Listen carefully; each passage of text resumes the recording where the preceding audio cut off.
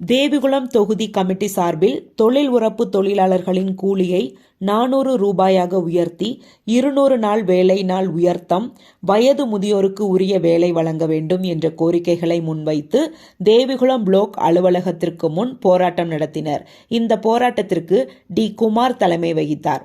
INTUC தேசிய செயலாளர் AK மணி ex-MLA துவங்கி வைத்தார். தேவிகுளம் மகிழா தொகுதி தலைவர் திருமதி உஷா ஹென்றி ஜோசப், மூணாறு மண்டலம் INTUC தலைவர் மார்ஷ் பீட்டர், காங்கிரஸ் மறையூர் மண்டலம் தலைவர் முகமது இஸ்மாயில், மறையூர் மண்டலம் INTUC தலைவர் ஜோமோன் தோமஸ், மூணாறு மண்டலம் தலைவர் நெல்சன், சின்னக்கானல் மண்டலம் தலைவர், மூத்த தலைவர்கள் மற்றும் பல்வேறு தலைவர்கள் இந்த போராட்டத்தில் கலந்து கொண்டனர்.